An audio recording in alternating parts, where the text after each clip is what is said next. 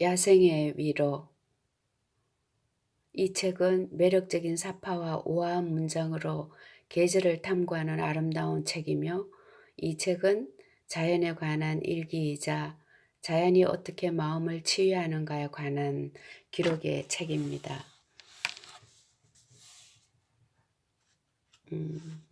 숲과 정원에서 찾은 치유의 방식 들어가는 이야기입니다. 이 책을 가을, 겨울, 봄, 여름 이렇게 네 편으로 나누어서 읽겠습니다. 들어가는 이야기, 저자의 머릿말입니다. 숲과 정원에서 찾은 치유의 방식. 날마다 숲속을 산책하는 일은 내게 그 어떤 상담 치료나 의약품 못지않은 치유 효과가 있다.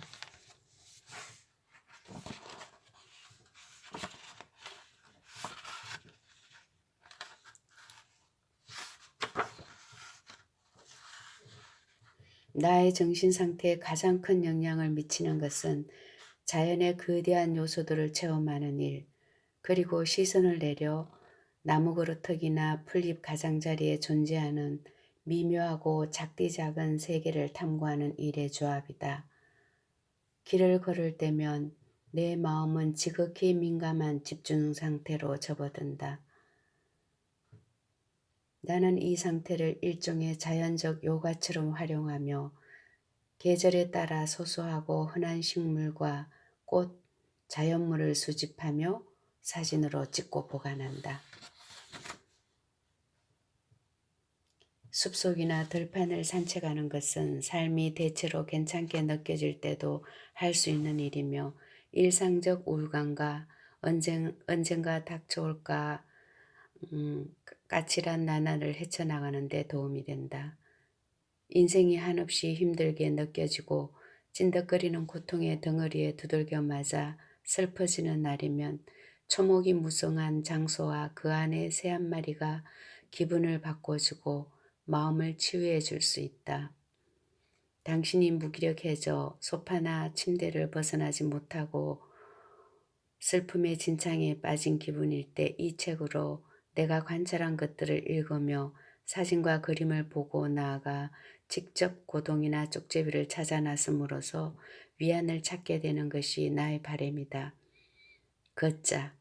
두 발로 걷거나 차를 타고 밖으로 나가자.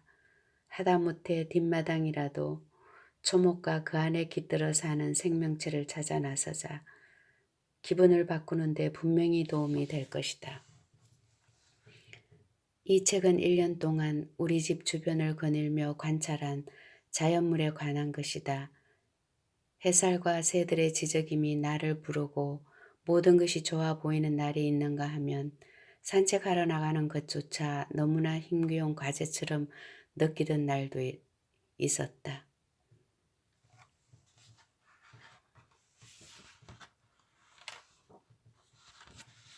자, 가을편 들어가겠습니다. 10월. 10월은 낙엽이 땅을 덮고 개똥지바퀴가 철 따라 이동하다 하는 타이틀입니다. 나는 오두막에서 걸어 나온다. 매년 이맘때면 그렇듯 햇살은 부드럽고 투명하다. 처서리가 내려 풀잎은 희고 고운 가루로 뒤덮였고 날카로운 새벽 공기를 들이쉬면 콧구멍이 살짝 쓰라리면서도 기분이 좋다. 숲 언저리에는 곰팡이 핀 낙엽의 군침 도는 그윽한 냄새가 맴돌고 마지막까지 남아있던 제비도 떠나간다. 가을이다.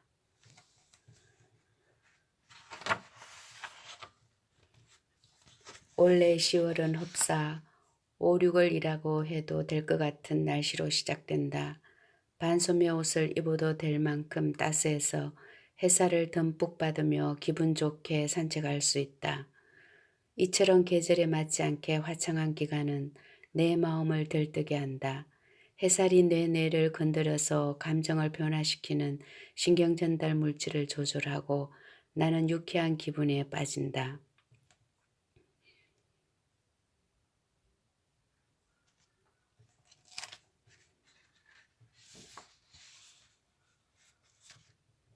숲속에는 두 오솔길이 교차하는 지점이 있는데 그곳 땅바닥에서 화살나무의 낙엽이 잠시나마 화려한 색색의 조각이불을 선보인다. 10월의 화살나무 잎은 거의 비현실적인 빛깔을 띈다. 대부분은 눈부시게 환한 선홍색이지만 아주 연한 노란색도 있고 선홍색과 연한 노란색이 잎맥을 사이에 두고 뚜렷한 줄무늬를 이루기도 하며 아예 무색에 가까운 잎도 있다.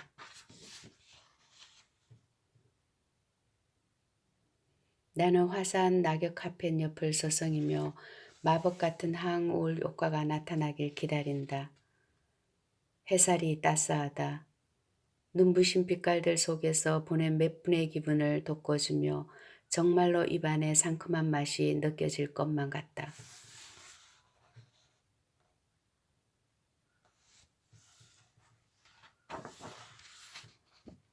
10월의 숲이 밝은 빛깔을 띠는 게 낙엽 때문만은 아니다. 올해는 들장미, 산사나무, 자두감목 모두 열매를 주렁주렁 맺었다. 나뭇가지들은 식물성 구슬을 잔뜩 깬 화려한 목걸이처럼 보인다. 아름다운 광경이다. 이렇게 야생식물에 평소보다 많은 열매가 열려 가지가 묵직해지는 해를 열매의 해 혹은 도토리의 해라고도 한다. 영국 민담에 따르면 숲에 열매가 많이 열리는 것은 매서운 겨울의 예고다. 왠지 마음에 드는 이야기다. 나무들이 다가올 날씨를 감지하고 비축할 식량을 더 많이 제공해서 새들이 겨울에 살아남을 가능성을 높여준다니. 하지만 사실 숲에 풍년이 드는 이유는 그의 봄 날씨가 따뜻하고 건조하여 꽃가루 수분이 늘어난 데다 7, 8월에 비가 내려 배아가 충분히 맺히고 익었기 때문이다. 하지만 이처럼 덜 낭만적인 설명도 날씨가 추워질 때 지레르기, 지박기, 산비둘기를 위해 준비되어 있을 풍성한 자연의 저장고를 생각하며 내가 흐뭇해하는 걸 막지는 못한다. 오늘은 숲에서 내가 모르는 작고 섬세한 꽃 한 송이를 발견했다. 공터 끄트머리의 백악질 토양에 뿌리를 내리고 그늘로 얼룩진 좁은 땅에 이파리를 뻗은 정교하고 아름다운 꽃이다. 가느다란 줄기는 15cm 정도이고 꼭대기에는 분홍빛을 띤 작은 컵 모양의 보라색 꽃이 얹혀 있다. 꽃잎은 좁고 가늘며 꽃이 지고 난 다음에는 민들레 속 식물처럼 분쩍 같은 솜털씨앗 무더기가 맺힌다.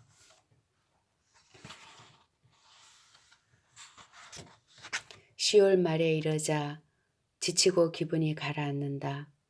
겨울이 되면 일조량 결핍과 그에 따른 세로토닌 분비 감소로 계절성 정서장애라는 일시적 우울증이 일어날 수 있다.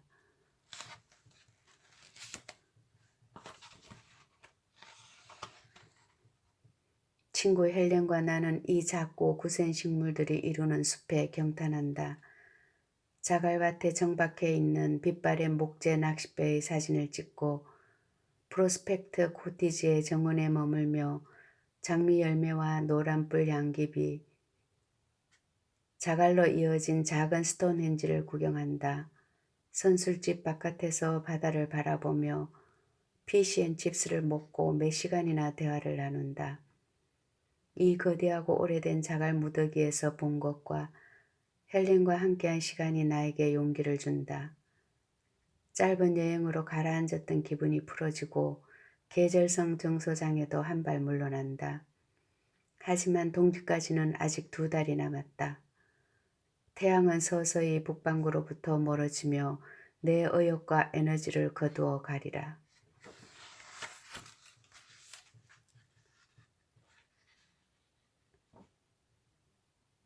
11월의 일기. 햇빛이 희미해지고 모든 색채가 흐려지다.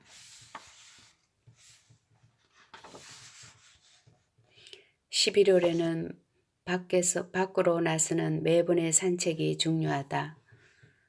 날씨가 어떻든 숲속에서 보내는 10분은 내 신경 전달 물질의 균형을 변화시켜 사고방식에 영향을 미치고 내가 일과를 유지할 수 있게 해준다. 해가 나오는 날이면 기분에 영향을 미치는 뇌 내의 화학 물질이 더욱 많이 분비되고 어쩌다 어치나 뱀도랏, 나뭇잎에 앉은 뱀눈나비라도 목격하면 나는 자연 관찰자의 어눌한 황홀견에 빠진다.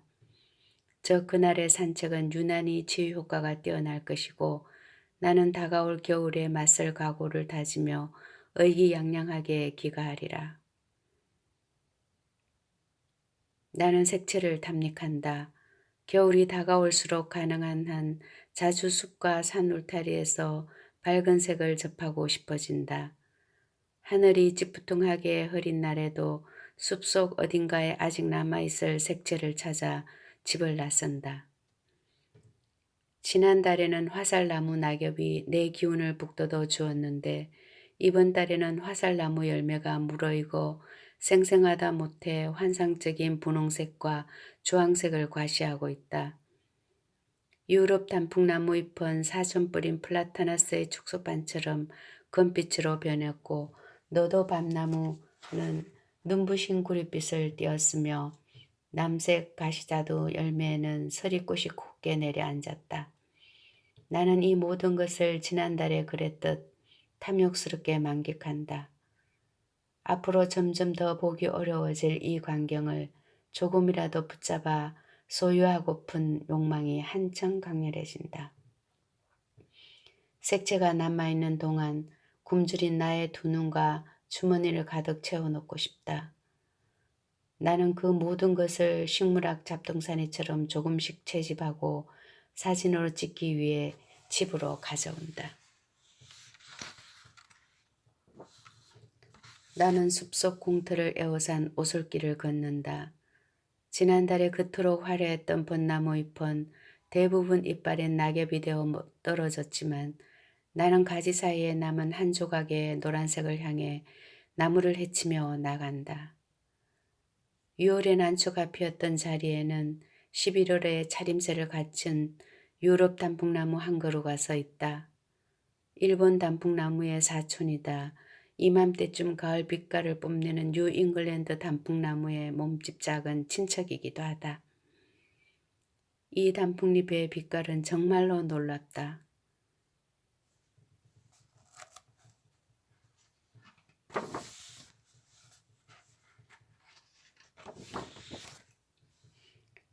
(11월) 셋째 주는 날씨가 눅눅하다.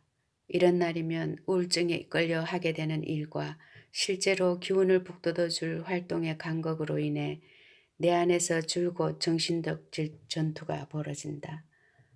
안에 머물고만 싶은 욕구는 늦가을과 겨울의 일조량 감소에 따른 민감성 때문에 활력이 떨어진 탓이다.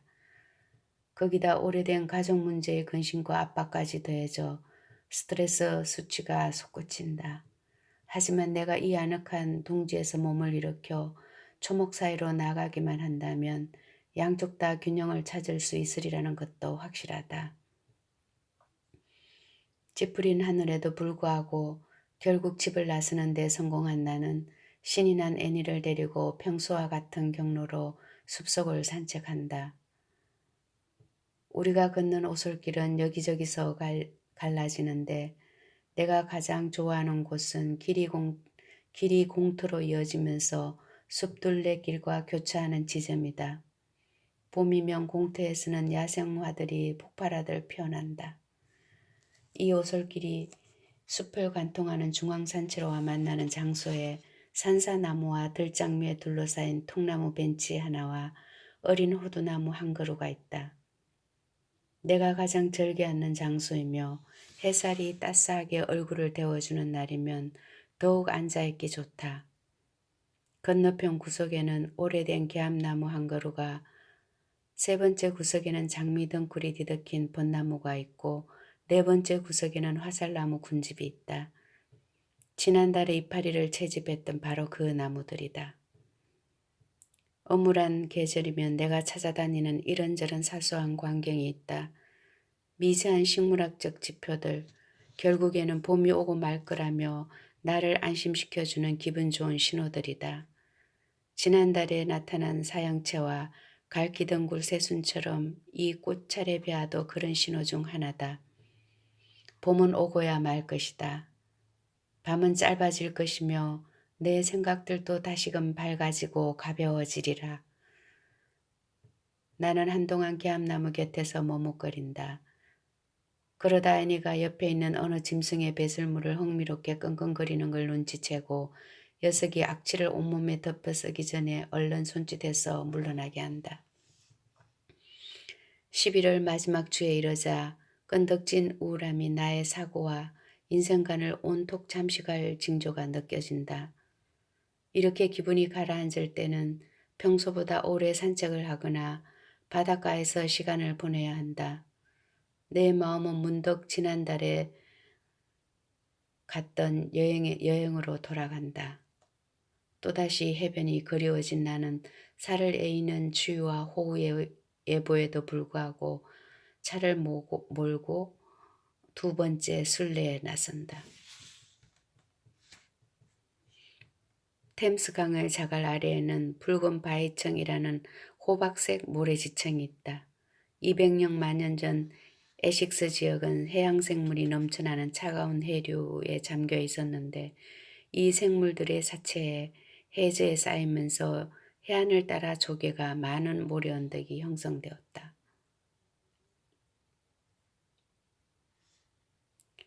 이곳에서 흔해서 찾기 쉬운 붉은 바위층에 묻혀 살짝 녹슨 빛깔이라는 점만 빼면 오래전에 쓸려온 것처럼 보이지 않는 붉은 바위층에 화석들이 많이 쌓여 있다. 엄연히 수백만 전의 화석들이다. 나는 오늘 두 번째로 아늑한 과거의 흔적을 들여다보며 경이해졌는다. 나는 집에 돌아와서 오늘 해변에서 찾은 것들을 지금껏 모은 조개 껍질과 화석 옆에 펼쳐놓는다. 채집한 식물과 화석을 널어놓고 살펴볼 때면 내 마음은 그림을 그리거나 빵을 반죽할 때와 비슷한 상태가 된다. 내면의 갈등이 누그러지고 평온이 찾아든다. 나는 온전히 나 자신을 위해 선택한 물품을 진열하며 자그마한 임시박물관을 조성한다. 그 과정은 위안을 주고 우울을 거둬갈 뿐만 아니라 이 사물들을 찾아낼 때 느꼈던 만족감을 정복시킨다. 내가 아는 것은 단지 발견한 것들을 가지런히 늘어놓는 소위 롤링이라는 행위가 스트레스를 덜어주고 은근한 도취감을 준다는 것이다.